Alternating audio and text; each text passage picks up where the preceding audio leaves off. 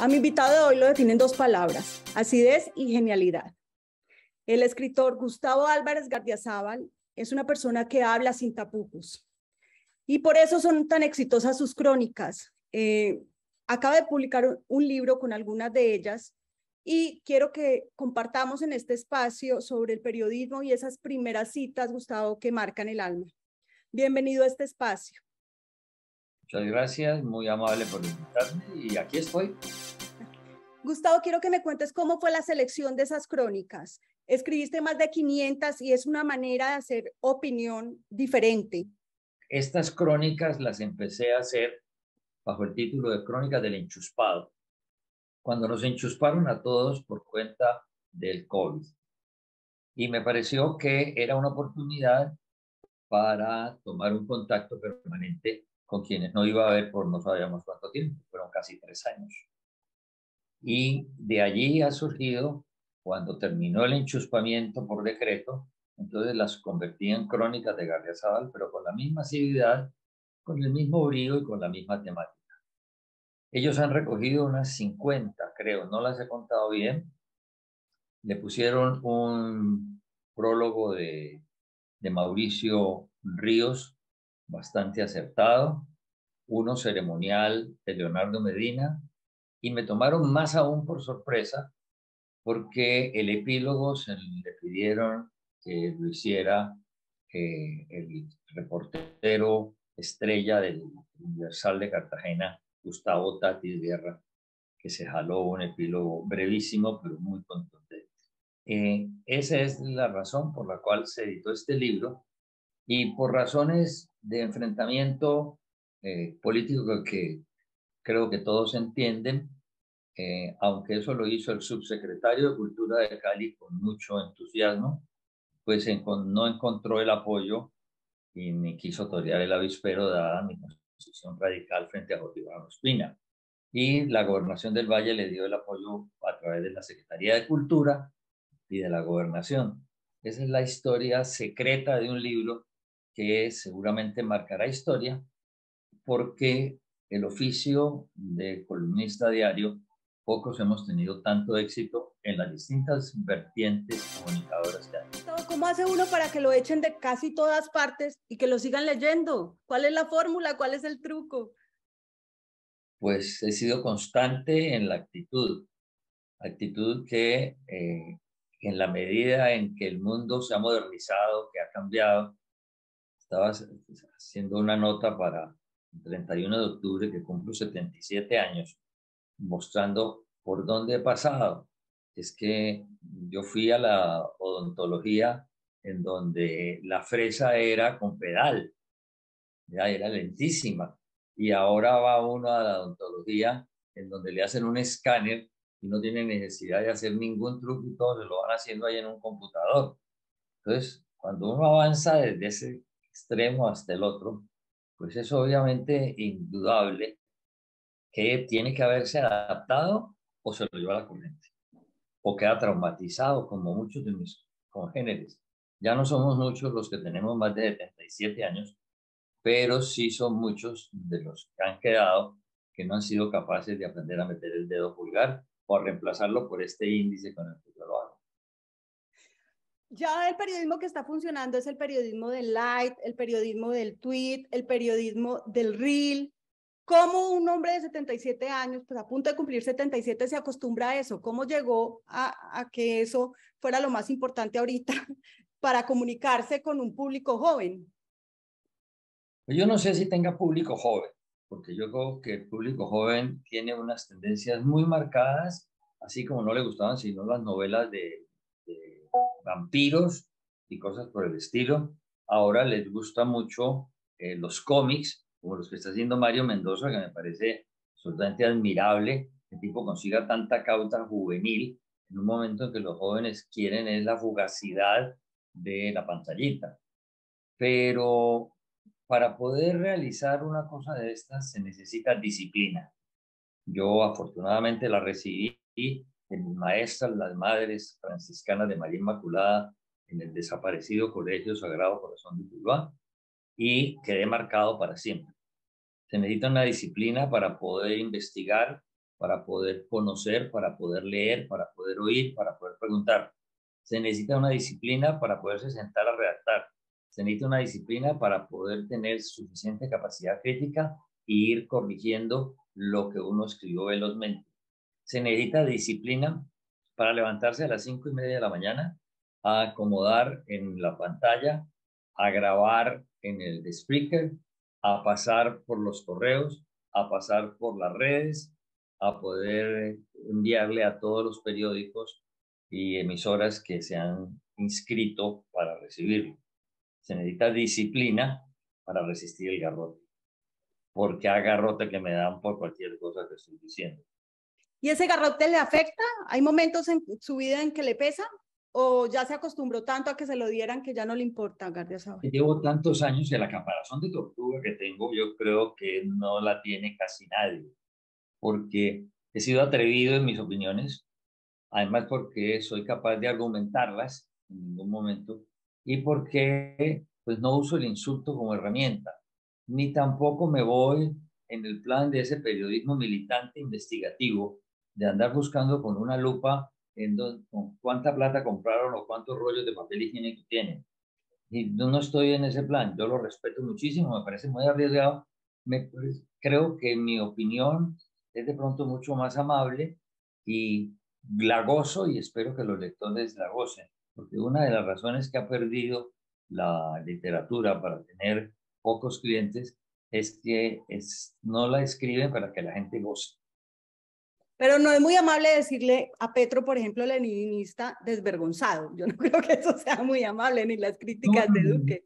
eso no es un insulto porque él es leninista, ¿no? Él es leninista. Además, se cree que una persona es capaz de hacer subir el dólar a los niveles esto por la terquedad de decir que no abre un solo pozo de petróleo ni de gas más, porque esa es la verdadera razón por la que esto se trepó, creó el pánico.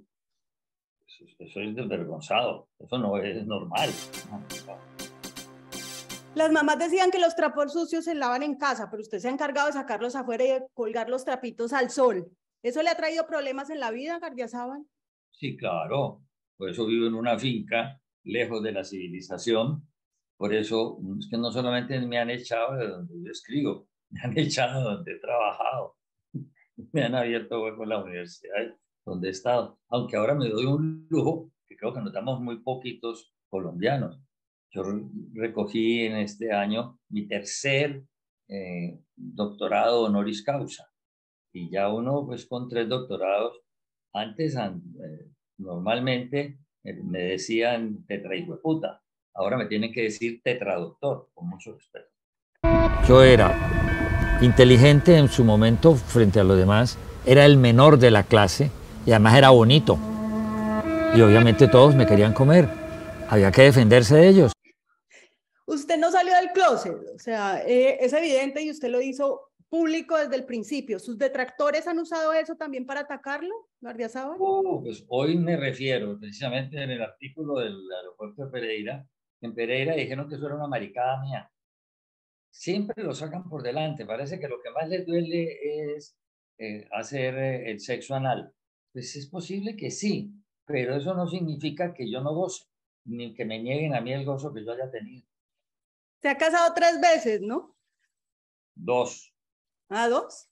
Lo que pasa es que, perdón, solo me he casado, he vivido con 2 hombres a lo largo de mi vida. Con uno 25 años y con otro ya pasamos los 25. Pero con esta última pareja de los últimos 25 años, nos tuvimos que casar para podernos volver legales 3 veces. La primera, cuando dijeron que se podía realizar un contrato matrimonial civil ante notario, lo hicimos. Después llegó mi amigo, el doctor procurador Ordóñez, quien ha conservado una amistad, quien nos ha visitado por muchas veces y él resolvió que era necesario solemnizar ese contrato para poder que tuviera carácter. Entonces volvimos donde el notario de Roldanillo y solemnizamos por segunda vez nuestra relación. Y cuando ya había pasado eso, llegó que aprobaron el matrimonio de parejas del mismo sexo. Entonces volvimos donde el notario y volvimos y nos casamos. ¿Falta la cuarta? No creo que vaya a inventarse otra fórmula. Gustavo no encaja, no encajaba en nada. Él tiene en su mente las cuentas de cuántas partes lo han echado, de por qué lo han echado, y cuando habla de eso se carcajea. Gardiazabal, también, usted ha hablado ahorita que lo han echado a varias partes, pero ya es el colmo que a uno lo echen de un cementerio sin haberse muerto, ¿no? ¿Cómo es esa historia? Me echaron también, digo, es que no es una exageración, está comprobado. Yo patrociné a Braulio Botero, un viejo muy querido, indiano, que había construido en la década del 30 el cementerio libre de Circasia, cuando no le dejaron enterrar a su hermano Miguel, que se había suicidado. No lo dejaron enterrar la iglesia, que era dueña y poder en este país. Y a mí me pareció que era un gesto de independencia que había que apoyar, y lo apoyé, le ayudé a sacar un libro, y empecé a hacer publicidad diciendo que Gardiazabal, se puede imaginar, hace 55 años yo diciendo que allá me iban a enterrar.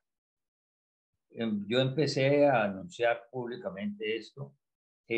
Jorge, el escultor Jorge Vélez Correa, le dije, yo necesito que me hagan un mausoleo en el cementerio de allá y que me hagan una estatua, y me van a enterrar entre la pared que constituye el cerco del cementerio y la carretera a Finlandia, decía Finlandia. En ese espaciecito me lo pueden hacer. Y así ha quedado con Braulio, y así se admitió por más de 30 años. Y cuando uno llegaba allá a la casa museo y mostraban las fotografías, ahí estaba yo, y ahí decía, aquí se va a enterrar a Gardiazabal. Pero como en este país se viven dividiendo porque sí o porque no, parece que las logias se dividieron, y una logia de Pereira, a la muerte de Braulio, tomó el control del cementerio, porque no fue la familia la que tomó el control de la fundación que maneja el cementerio, y le dieron un aire totalmente masónico al cementerio. Yo no lo sabía, fui a grabar varios programas, y en el último programa que fui a grabar allá con algunos, vi que el busto en mármol blanco de Braulio lo habían cubierto de pintura negra, y que todas las tumbas las habían unificado, y que eso era igualitico todo, totalmente igualitico, y que los símbolos masónicos que tenía en las determinadas puertas también los habían pintado de negro. Y aquí, ¿qué pasó? Yo le advertí eso al escultor. El escultor fue para organizar ya todas las medidas y ponerse a hacer la obra. Cuando llegó de allá, me llamó desde Manizales, donde estaba, y me dijo, mira, creo que está pasando algo. Yo dije que era para vos. Dijeron, ¿y dónde está el permiso? Bueno, pues 24 horas después había llegado una carta de 2 renglones diciéndome que ante la imposibilidad de cumplir los compromisos establecidos con el fundador Braulio Botero para recibir su cadáver, no podemos nosotros hacerlo. Me echaron del cementerio antes de morir. Eso me sirvió para que desde el cementerio Museo de San Pedro en Medellín, que era un cementerio católico muy famoso donde solo enterraban los ricos, pero se volvió una fundación museo, y le han hecho un esfuerzo mayúsculo para conservarlo, para dar información. Me dijeron que ellos me recibían. Entonces les dije, sí, pues tengo una condición, me tienen que enterrar parado. No todos lo hacemos. Y bueno, entonces yo pago todos los gastos de la tumba y las cosas consiguientes, y mando a hacer el mausoleo de la estatua. Estos días fui a revisar todo, perfecto. Es una belleza de escultura la que hizo Jorge Vélez. Hicimos un reportaje nada menos que para Valor Analytics, allá mismo al pie de la tumba. Es que ya estoy en esa altura del respeto y de la dignidad. Y tomé las medidas para ver si en el hueco cabía exactamente pues lo que yo creo que puede ser mi ataúd. Ojalá que todo se pueda cumplir y que descanse al pie de la tumba de Tomás Carrasquilla y de Jorge Sachs. ¿Por qué parado, Gardiazabal? ¿Por qué quiere que lo entierren parado? Para no doblar la cabeza ni siquiera de muerto. Ya tiene todo listo, tiene el epitafio. El epitafio es simple, dice una plaquita: cóndores no entierran todos los días. Gustavo Álvarez Gardiazabal. ¿Le tiene miedo a la muerte? ¿Pero por qué? Si ya la estoy organizando, ¿cómo me va a tener miedo? Lo que pasa es que uno, como salvo que se suicide, uno no sabe cuándo se va a morir. Pues entonces hay que dejar las cosas listas para que no nos tome de sorpresa. La salud, ¿cómo se cuida? ¿Cómo está ahorita? Regular. Como puedo apreciar en Cali, entro con unas antiparras para una hiperacusia en el oído derecho que me afecta muchísimo y las tengo que reemplazar por un tapón que se usaban cuando uno montaba en los aviones, pero me genera mucho problema hablar en público. Y aún aquí hoy que estoy hablando sin ponerme el tapón, con mayor razón, que me retumba lo que estoy hablando. Pero eso me lo causó el Zika hace 9 años, que me afectó eso y el sacro ilíaco, el nervio sacroiliaco. Y me lo reverdeció el COVID, que después de 3 vacunas me dio de todas maneras y me puso bastante mal. Como no me dejé llevar a la clínica, entonces en esas condiciones, pues me afectó y me renovó la hiperacusia y ya llevo 5 o 6 meses y no he podido salir de ella. Entonces tengo que manejarme con dietas. Por problemas estomacales yo tomaba bastante champaña y ahora pues me tocó tomar tragos destilados. No puedo tomar mucho vino, pues va bien, no lo tomo. Y al mes me tomo una botellita de champaña. Y entonces me toca tomar ginebra o whisky, porque a mí me acostumbró mi padre a tomar siempre un trago antes de la comida. Bajó de estatus de champaña a ginebra. ¿Qué vamos a hacer? Creo que la situación económica también ha bajado de estatus, porque ya los libros no se venden. Hablemos de eso también, Gardiazabal, cuénteme, o sea, todo el mundo se imagina que un escritor es millonario, que usted tiene una finca en Tuluá, que está lleno de oportunidades. Conseguí una platica como escritor porque hace 50 años las novelas se vendían muchísimo. Recuerdo que yo vendí de El Divino casi 150.000 ejemplares. Y lo que me pagaron por El Divino, para la televisión, por Cóndores para el cine y por El Bazar de los Idiotas para la televisión, con esa platica es que tengo la finquita donde vivo. Es una cosa pequeña, pero vivo cómodamente. El resto de la réplica con la cual me sostengo la heredé de mi padre, que fue un alcahueta muy generoso conmigo, pero no es después una cosa rimbombante que me permita viajar a Europa cada año. ¿Qué hay en esa finquita? ¿Qué hace usted con los No hay animales? no gansos, no hay no gansos y gastos. Gansos, patos, matas, orquídeas, monte, un jardín muy, muy lleno. Tengo 6 vacas y unos senderos por los cuales camino diariamente a mañana y tarde. Eso me ha permitido llegar a los 77, pues muy ya sordo, cojo, pero sin perder el juicio y cada vez con más ganas de seguir jodiendo. ¿Ya tiene más amigos a los animales que a los humanos? Bueno, tengo más trato con ellos, porque no salgo ya ni a Tuluá. ¿Tiene más enemigos que amigos? Con los amigos que he tenido, he podido sobrevivir. Me han acompañado en las buenas y en las malas. Enemigos nunca los he contado, como yo no cuento cuántos gansos tengo, ni cuántos libros tengo. Hay cosas que no se cuentan en la vida. Pero hay que decir que ahí están. ¿Cómo es su rutina? ¿Me decía que sale a caminar muy temprano con sus perros? Yo salgo a caminar muy temprano. No, después de que termino el montaje, que me gasto hora y media, organizo los canarios, cacatúas y tocasitas diamante que tengo, que son las que me alientan toda la mañana aquí al pie de la ventana.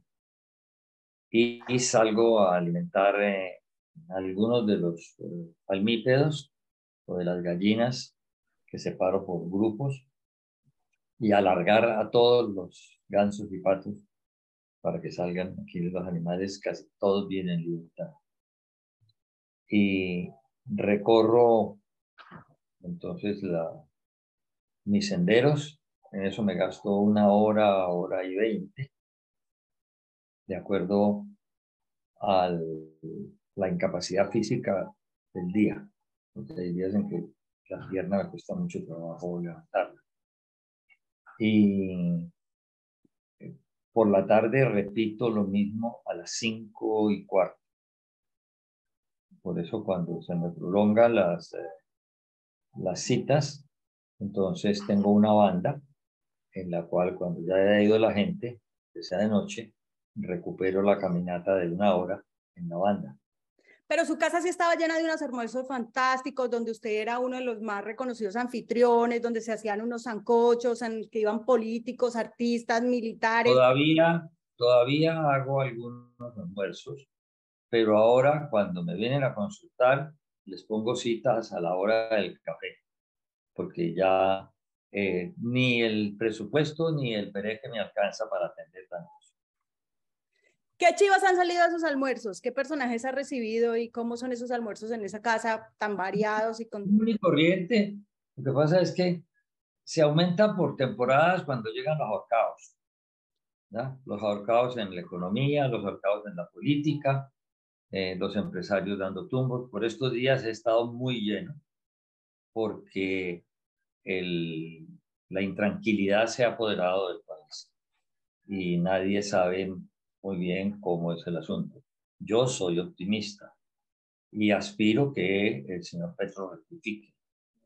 Aspiro que la señora Ojona, que ejerce de ministra de Minas, pues no nos embuta en la forma que nos está embutiendo los criterios en los cuales ella cree como secta, pero que nosotros los colombianos no podemos aceptar como humanos realistas. Espero que rectifiquen, espero que la reforma tributaria no sea tan absurda, porque la cifra que nos dio a conocer ayer Camilo Herrera de Radar es abrumadora. Ya vamos a pagar más de 220 billones a la DIAN los colombianos este año. Es decir, hemos superado todas nuestras marcas, pero no les basta con esos 220 billones. Y claro que no les basta porque ya los partidos políticos se acabaron. Son unas cooperativas de contratistas y ellos van allá es por lo que les dan como partidas parlamentarias para poder repartir en toda parte. Ellos son los que organizan y cifran los contratos. Entonces, mientras haya una mentalidad contratística administrando el Estado, pues no hay plata que les alcance y por eso nos quieren poner más impuestos. Ahora que hablábamos de eso, también se desnudó en una revista nacional. Cuéntenos cómo fue esa experiencia en la que yo trabajé, además. Claro, en Jet Set había cumplido 70 años, ¿sería? Sí, 70. Y como afortunadamente no tenía el culo como las maracuyá viejo, entonces todavía podía exhibirlo redondito y terso. Me pareció que era una buena idea y se buscaron al superfotógrafo y tomaron las fotos que todavía circulan para envidia mía. Pues le gusta llamar la atención, ¿no? También le dio la vuelta a Tuluá montado en un elefante, o sea, ¿no le tiene pena nada? No, lo que pasa es que aprovecho la oportunidad que es distinta y de acuerdo al oficio que esté desempeñando. Entonces, si yo era alcalde de Tuluá y había que favorecer un circo en donde ya no tenían con qué alimentar los animales, había que llevar la gente al circo. Y entonces le dije al señor, si usted me presta un elefante de esos y yo me trepo y usted me orienta, yo le doy la vuelta a Tuluá y le llevo a la gente al circo. Se tuvieron 15 días llenos, completos, pudieron alimentar los animales y me quedaron eternamente agradecidos. Y yo fui el primer alcalde en Colombia que se montó en un elefante a revisar su pueblo. Todavía pues, no se había subido. Después de eso, Mocus me invitó y fui y se casó en un elefante. ¿Cuál es la propuesta más indecente que le han hecho? Robar. Aquí todo el mundo quiere que uno robe para poder favorecerse. Entonces, por eso este país está tan jodido, porque este país está fundamentado sobre dos errores graves. la envidia y la venganza. Y eso lo embadurna todo de la posibilidad de ser deshonesto. Entonces, si hay que correr el cerco para quedarse con más territorio de la finca, se corre.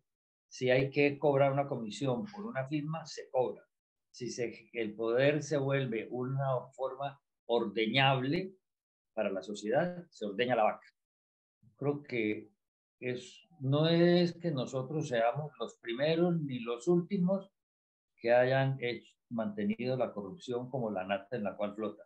La corrupción se ha mantenido a lo largo de toda la historia de la humanidad, porque es el ejercicio indebido del poder que se llega a tener en algún determinado momento. Es el poder de una firma el mayor nivel de corrupción que hay en Colombia. ¿Por eso terminó en la cárcel? Porque siempre dije, no se puede gobernar sin robar. Entonces tenían que inventarse alguna fórmula para poderme joder, porque estaba cogiendo mucha fuerza. Y efectivamente, yo creo que de acuerdo a la manera como el país se ha manejado, tenían toda la razón de atajarme. Antes no me mataron, que es lo normal que se ha efectuado en Colombia y en Tuluá sí que más. ¿Ha tenido miedo de que lo maten? ¿Ha sentido de verdad alguna angustia? No, pero sí me han tocado situaciones muy molestas, muy molestas, donde he estado cerquita de la muerte. Porque que a mí me asaltaron cuando estaba transmitiendo La Luciérnaga. Me pusieron una pistola plateada aquí y me sentaron y a la viejita que me cuidaba la casa la tiraron en el suelo. Y le amarraron las manos. Y mientras ellos me desocupaban todas las memorias del computador. Pero después de eso tuvimos muchos inconvenientes que nunca se hicieron públicos, afortunadamente. Hasta una granada me tiraron y gracias a las escoltas policiales que tenía en ese momento pudimos esquivarla. Y nos dispararon al carro blindado otras 2 veces. Y dejaron montado un día una trampa en una casa que había conseguido yo, disque al escondido en Tuluá, en vista de la inseguridad. Y me la descubrieron. Pero también pudimos descubrir dónde habían dejado ya el arma para que ellos pasaran, tenerla ahí, no pasar la requisa. Hay muchas cosas que habría que contar, porque mejor dejarla quieta. Acabo de entrevistar a Pirri y Pirri me decía a mí que él no tendría nunca una primera cita con la política, que porque la política era como una piscina de mierda donde todo el que se metía podía terminar untado. ¿Usted cree lo mismo? Yo creo algo peor. La política es una tentación que la única forma de matarla es cayendo en ella. ¿Volvería a ella alguna vez, Gardiazabal? No, lo he dicho una y otra vez que no. Imposible que mi torpeza llegara a estos extremos. Gardiazabal, así como es tan optimista con el país, ¿es igual de optimista con el periodismo? ¿Piensa que hay un futuro cuando estamos siendo los periodistas como tan criticados? No es por criticados, es porque se nos está acabando el medio y no hemos alcanzado a hacer la evolución. Por eso admiro tanto lo de Mario Mendoza. Me parece que ha logrado con los cómics literarios dar una salida a una situación de hecho que era que la gente no leía. Pero es que usted ya no consigue un radio. Usted tiene que hacer esfuerzos para buscar unos almacencitos en alguna parte de un almacén donde consigan radios. Entonces, si no hay radios, ¿por dónde van a escuchar las emisoras de AM? En ninguna parte. ¿Qué pasó con las emisoras de FM musicales? Ellas entraron por allí, entraron rompiendo. Hoy en día las emisoras musicales de FM son muy poquitas porque nadie las oye. Y nadie las oye porque ahora existen toda clase de plataformas donde usted puede escoger su música y no que se le escoja. De la misma manera, los periódicos, que antes lo importante era poderlo recibir en la mañana y poder pasar el papel, y ahora ustedes del día anterior ya saben cuáles son las noticias que van a salir, porque para eso está el internet, están las páginas web, y los periódicos están vendiendo la suscripción por internet. Entonces, en esas condiciones está modificándose sustancialmente. Pero sí hemos vuelto un periodismo muy militante, ¿no? Como muy de polos y eso yo creo que también ha afectado un poco la imagen del periodismo en Colombia. En Colombia sí, en el mundo no tanto. El mundo ha tenido unas variaciones diferentes. Uno ve los periódicos ingleses, The Guardian, o el mismo Correo de la Sera, o el Le Monde, o el mismo Washington Post, sí ha entrado más en la órbita de la denuncia por lupa. Pues esa clase de periodismo exige es reemplazar al Estado, reemplazar a las contralorías, reemplazar a las procuradurías, reemplazar a las fiscalías. Y eso lleva a una satisfacción, en el fondo tiene un aire de venganza, pero uno no sabe de qué. ¿Venganza contra quién? Pero es un aire de venganza. Y no tiene ese sentido humano que se requiere en algunos episodios para poder narrar lo que uno está viendo. ¿Qué medios lee Gardiazabal? ¿Qué medios sigue? A ver, yo recibo en físico todavía El País y El Tiempo, y los domingos, además, El Espectador. Recibo en físico la revista Semana, pero yo leo El Colombiano en Internet, leo La Patria, leo el periódico Occidente en Internet, leo El Heraldo, leo el Universal de Cartagena y Vanguardia de Bucaramanga, y a veces La Opinión de Cúcuta. De vez en cuando, es decir, 2 o 3 veces a la semana, leo La República porque es un periódico especializado.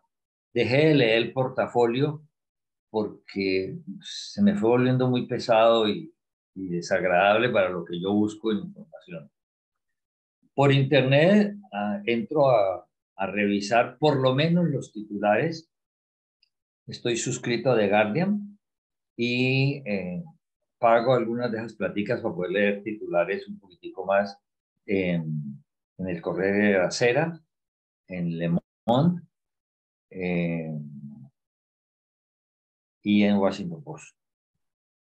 Me asomo con bastante frecuencia al Comercio del Perú, a la República de Lima y a Clarín y La Nación de Buenos Aires. En YouTube veo los canales de noticias argentinos, veo los canales de La Nación, veo lo de el grupo Clarín, veo Deutsche Welle, veo la BBC de Londres y veía los noticieros españoles en televisión. Ahora los tengo que buscar en YouTube, en los resúmenes. Y eso me permite dar alguna imagen. No veo en chino porque no sé traducir ni entiendo un carajo. ¿A qué periodista respeta Gardiazabal? ¿A cuáles les copia y dice yo confío en esta persona? No, yo leo a casi todos. Me gustan o no me gustan. Me parece que sus opiniones son tan respetables como yo aspiro que sean las mías. Entonces, uno no se puede volver fanático de un periodista, cualquiera que sea su manejo. Por ejemplo, a mí me parece muy satisfactorio leer a Ricardo Ávila en El Tiempo los domingos. Yo leía Portafolio hasta que él lo divulgó. A mí me parece que Juan Gosaín escribe unas páginas memorables, muy didácticas, de pronto muy de maestro de escuela antiguo, pero con un sabor agradabilísimo. Hay columnistas que vale la pena leer, y sobre todo columnistas económicos, como los Montenegro, El Espectador. Soy lector permanente de mi coterráneo Ramiro Bejarano. Ramiro, ¿ya? Y en la medida en que el tiempo ha pasado, los columnistas se han acabado. Somos muy poquitos los que quedamos consecuentes. Gustavo Cóndores Cóndores no entierran todos los días, es un ícono en la literatura nacional. De ese viernes 9 de abril, Tuluá no quiso grabarse ningún acto de depravación, ni las caras de quienes encabezaban la turba. Ahora pretendemos cambiar el cóndor por un papagayo. Cuéntenos cómo es esa historia y por qué un papagayo. Me parece que debe de ser la última novela que yo publique, por eso la he demorado, porque efectivamente me pareció que si yo me hice campo con cóndores, puedo abrir mi tumba con un papagayo. De tanto corregirla, hasta me va a quedar bien escrita. Es posible. Leía que usted decía que un escritor tiene que tener vanidad. ¿Es una de las cualidades suyas? No, de las cualidades, no, de las exigencias que debe tener todo escritor. Sin vanidad no se puede. El problema es que la vanidad fue atacada fundamentalmente por las religiones monoteístas, porque la vanidad podía hacer sentir Dios a cualquiera de los humanos inferiores. Y como tal se fue dejando como un defecto. Resulta que es una cualidad, y hay quienes lo creemos así. ¿De qué es esta nueva novela? ¿De qué va a tratar? El papagayo tocaba violín. Es la historia de los dos troncos familiares, el paisa y el bayuno, cómo abren cada uno la historia en el Cañón del Porce, en Antioquia, en la zona de Carolina, Guadalupe, Amalfi, Anorí, Gómez Plata, y cómo se abre campo en Tuluá, la familia, los abuelos y los padres de mi abuelo el librero, que son dos historias paralelas que finalmente terminan juntándose, que aquí su producto. ¿Escritores favoritos, Gardiazabal? No tengo muchos, pero nunca dejo de leer a Vargas Llosa cada que saca. Lo tuve aquí 2 veces invitado por mí y me pareció, me gusta, me parece que es un profesional y lo sabe hacer. También me gusta algunas veces, no siempre, varios otros. Entonces, por ejemplo, Pérez Reverte me parece que lo hace bien, aunque hay algunas que se las pica de mucho, entonces es un poco desagradable. Y de los que ahora aparecen, pues vivo el tanto, prefiero más bien estar asomándome a todos los escritores colombianos a ver a quién le puedo ayudar con una crítica. Por más de que ella sea hecha con un poco de rudeza, sirve mucho que alguien comente un libro y lo hago con muchísimo gusto. Por ejemplo, el fin de semana pasado analicé la última novela de Juan Álvarez. El título es tan horroroso que no me acuerdo, pero es una buena novela. Es un sacrilegio en este país no mencionar a Gabón, ¿no? Bueno, es que es una... Sí, pero estamos hablando de los que todavía viven. De muertos está llena mi biblioteca. De muertos y donde aprendí. Yo me he pasado la vida leyendo. Porque si comento un libro a la semana, pues por lo menos tengo que leerme 2 a la semana. Es decir, que me puedo leer tranquilamente 120 libros al año. Su biblioteca la va a donar, ¿no? Sí, ya está empacada en más de la mitad y aspiro que me ayuden a conseguirme quien la empaque porque es un trabajo arduo. Ha sido donada a la Universidad Central del Valle en Tuluá. ¿Lleva la cuenta de cuántos libros tiene? No, en ese momento hay como 8.000 y pico catalogados. No sé cuántos más hay. Muchas gracias por este espacio, por estar conmigo en mis primeras citas y pues por compartir esas crónicas que nos dan aliento a los periodistas para seguir escribiendo. Pues ojalá que el país no pierda el ánimo, porque en cualquier curva de esas nos salimos por la tangente. Felicidades, muy amable, muy querida.